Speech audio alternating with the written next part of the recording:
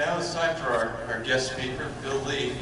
About a month or so ago, we sat down with him in a restaurant and asked him a whole bunch of questions. And you're going to get to ask him a whole bunch of questions. But he is from Franklin, Tennessee, and he has an air conditioning contracting business there. He's a farmer and never had a political office. So he's something like a Trump.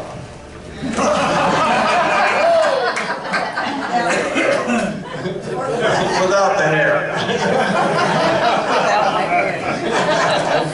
Quite the money that Trump has got, I'm sure. But he's very conservative Christian, and I think you'll enjoy hearing from him. And then after he gets a chance to talk a little bit about himself, more than what I'm saying, then we'll open it up to questions. And I'll have the microphone. Let me give you the microphone so everybody can hear your questions. Thank you. Thank you all very much for having me here. This is a great group, full of life, and I can tell that from the minute I came in here. So I'm really grateful that you invited me to come. So based on what we just heard, this isn't exactly how I would normally start off my talk, but based on what we just heard about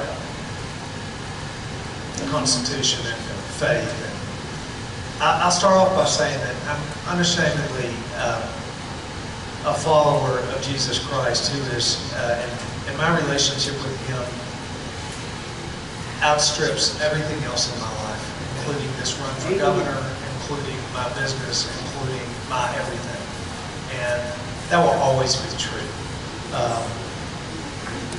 And you should know that about me probably before you know anything else, because it is the thing that is most fundamentally important to me. It's the foundation of my life. This is my wife, Maria, who's also a real foundational thing in my life. She's the best asset that I have on this in life, but also on this journey that we've embarked upon. Y'all saw that RV out there. I'll tell about that in a few minutes, but it looks like a really big, nice big RV, and it is. It's 13 years old, but it's we wrapped it up nice. It spent almost as much on the wrap as we did on the RV.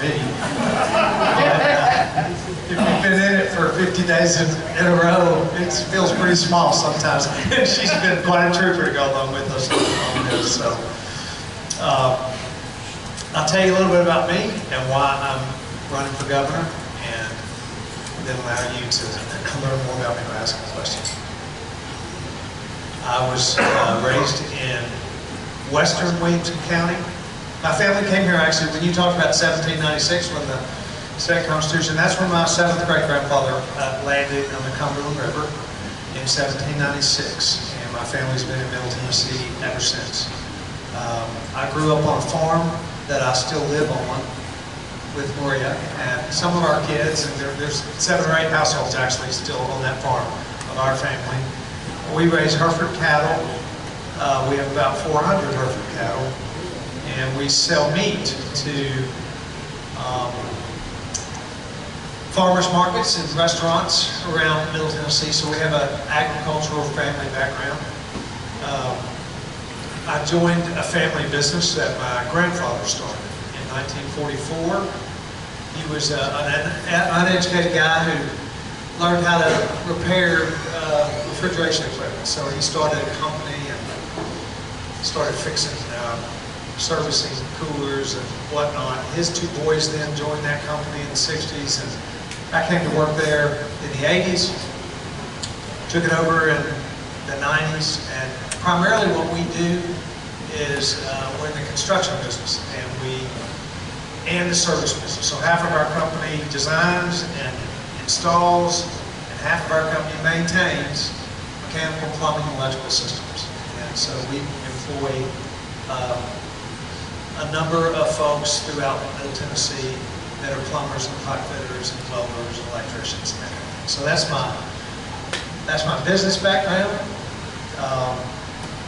And I have been in business for 35 years. So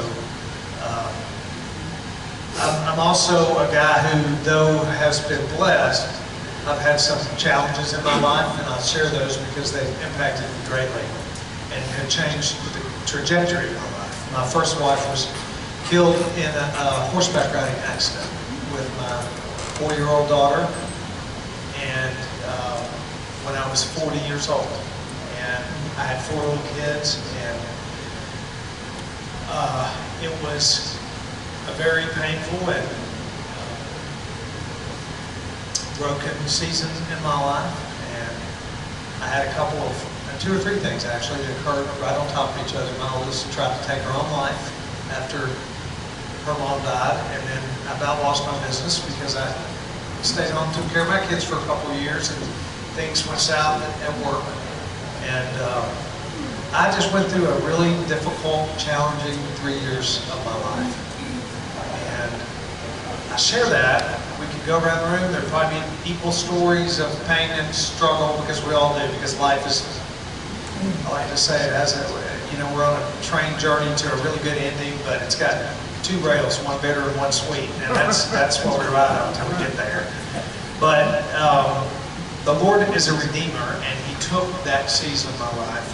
He changed me, and He created in me a perspective that you know, I'm not guaranteed tomorrow, and that there are not very many things that matter in my life, and I want to be about them. And that changed the way I looked at everything in my life. It changed the way I looked at my business. I began to, you know, my goal was to become the best place to work, and instead of the biggest company in the industry. And